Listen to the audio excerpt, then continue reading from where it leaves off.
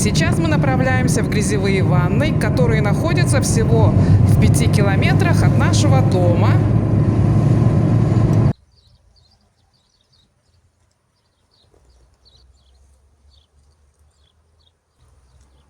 Это место называется пилотерапевтический центр Кринидиса.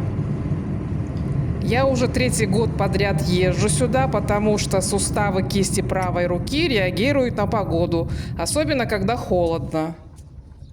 Раньше я спасалась обезболивающими мазями, но с тех пор, как начала принимать грязевые ванны, перестала ими пользоваться.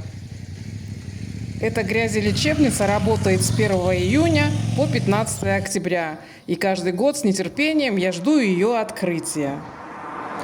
А сейчас покажу, что смогу, как там все устроено.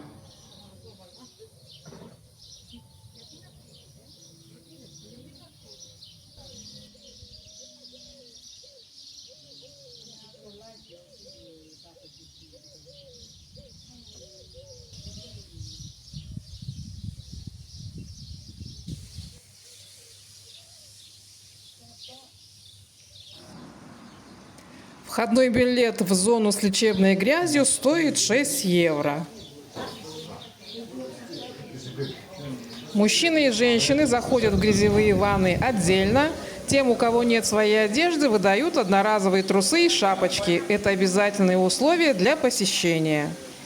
А сейчас девочки направо, а мальчики налево. Снимать здесь нельзя, поэтому показала только общий план. Бассейн с грязью, вот так он выглядит изнутри. Под открытым небом, кроме грязевого бассейна, есть еще и минеральный душ. Вода подается мощными струями, без распыления. Эффект похож на душ Шарко, который стимулирует кровообращение и расслабляет мышцы. После входа в зону с грязью следует раздевалка. Женщины надевают купальники или только нижнюю часть, а затем обязательный душ и шапочка на голову. Только после этого можно заходить в бассейн с грязью. Процедура принятия грязевых ванн длится от 20 до 30 минут. После этого грязь должна полностью высохнуть. Для этого есть специальная зона со скамейками, где можно отдохнуть и позагорать. Затем грязь смывают под мощными струйными душами под открытым небом. И только после этого возвращаются в раздевалку и принимают душ уже, как обычно, в душевых кабинах. На территории лечебницы есть небольшая гостиница и ресторан, а сразу за ними зеленая зона отдыха с лавочками и столиками, где можно посидеть и восстановиться после процедур.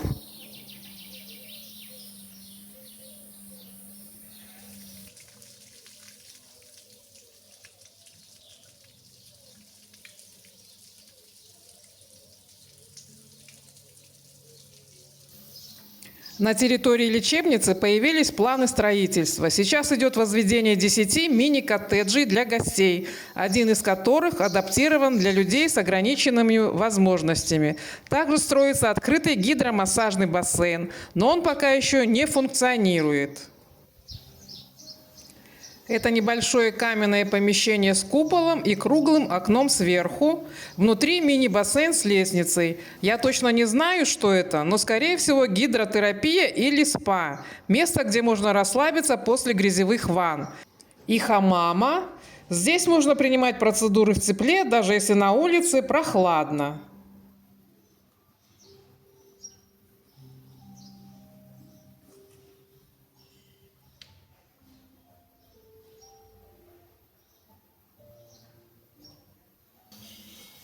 На территории грязелечебницы есть также кемпинг для автодомов, предоставляющий аренду кемперов.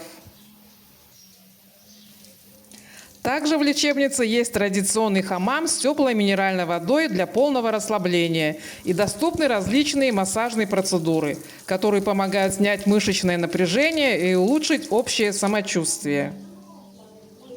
Перед посещением грязевых ванн многие могут пройти медицинский осмотр, измерить давление и уточнить противопоказания. Это помогает сделать процедуры максимально безопасными.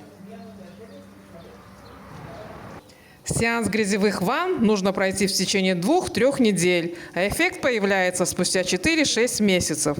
Вот такое чудесное и целебное место есть рядом с нашим домом. Настоящий источник здоровья и вдохновения. Доброе утро. Вчера возвращались с грязи, не удержалась и сорвала у дороги подсолнухи. Вообще хочу заметить, что Кринидис — это уникальная деревня. В 3 километрах от деревни находится пилотерапевтический центр Кринидис, а на окраине деревни находится древний город Филиппы. Античный город вы можете увидеть на моем канале, видео номер 8. Если интересно, загляните. Сижу, пью кофе и заметила здесь одинокую ягоду черной смородины. Не думала, что в этом году кустик будет плодоносить. Ну, хоть одна ягодка, но есть. Очень приятно.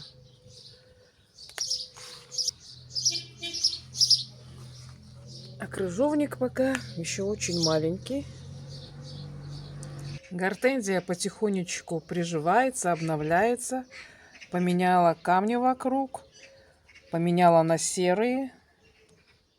Кажется, что все выглядит аккуратно, но трава уже подросла. И пока не наступила жара, я быстренько подстригу газон. Бася поймала кузнечика. Играется с ним.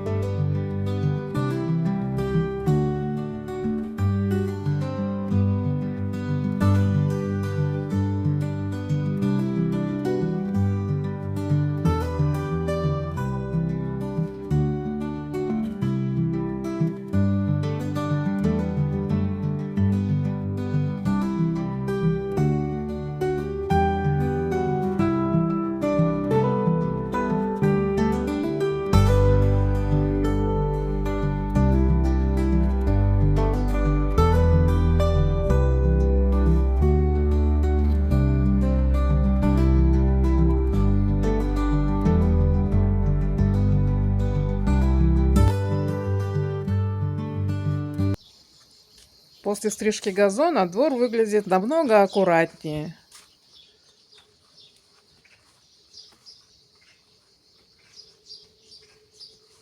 Теперь можно спокойно сесть и выдохнуть, попивая кофе.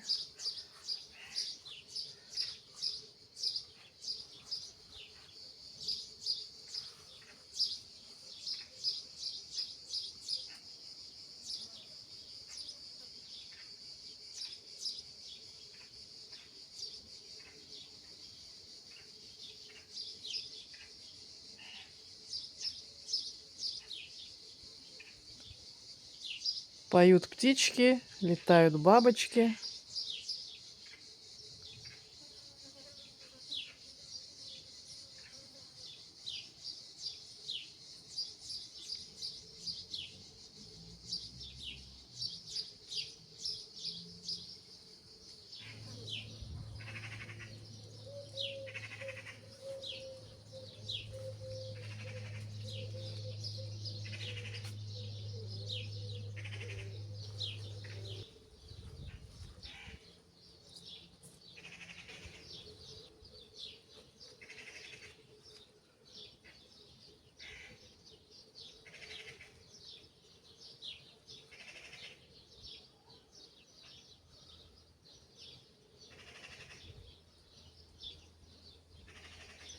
В тихое и спокойное утро особенно приятно заняться выпечкой. Решила сегодня испечь сочники с творогом. Они мне тоже напоминают школьные годы.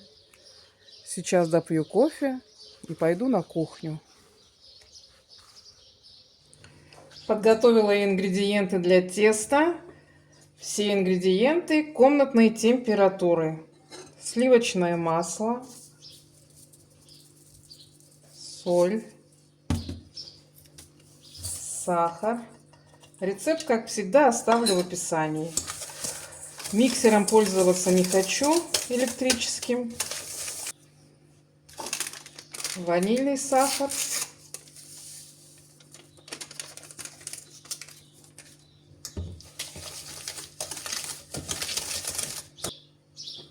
Яйцо.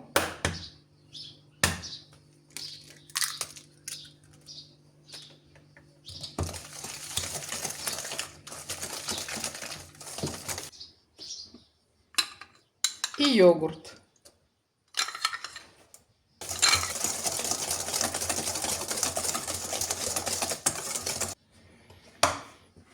Теперь просеиваю муку вместе с содой.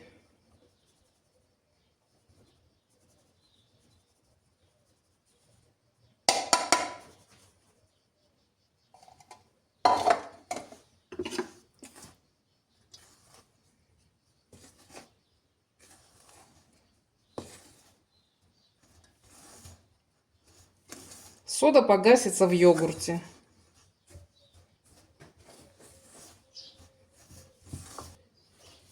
Тесто долго вымешивать не надо, только до однородности.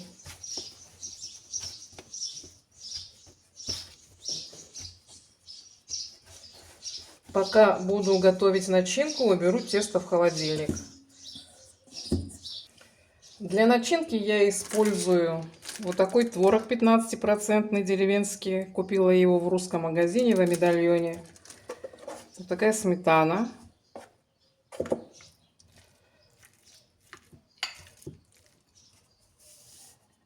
Добавляю сахар.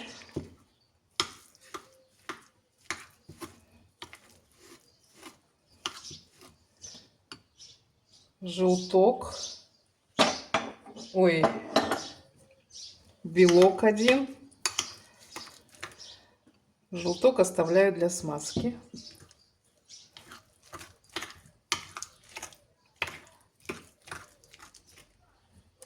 И чтобы начинка не потекла, добавляю сюда муку.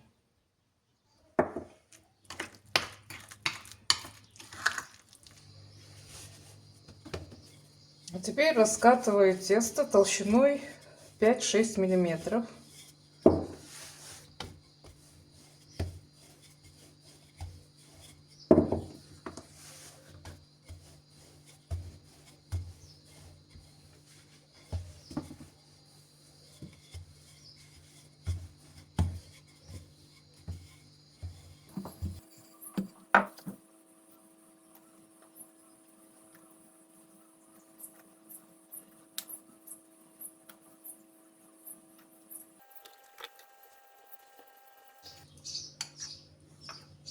Выкладываю начинку на одну сторону.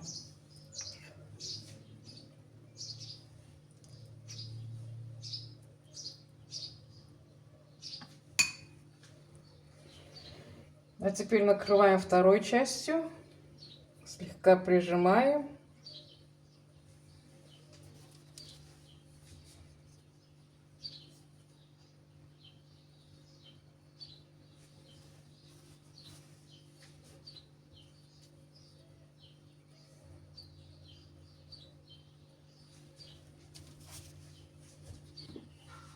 Также разделываем оставшуюся часть теста.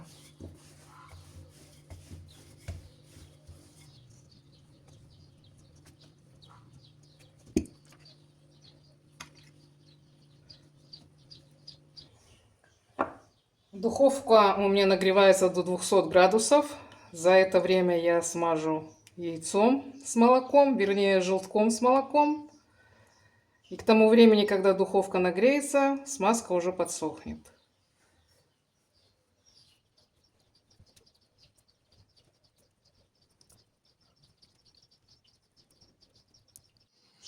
Сочники уже испеклись. Выпекались они 23 минуты при 200 градусах. Вот такие румяные получились. А это наш первый огурец с огорода. На такой приятной и вкусной ноте я сегодня с вами прощаюсь. Если вам близка тема жизни в греческой деревне, не забудьте подписаться и нажать на колокольчик, чтобы не пропустить следующий влог.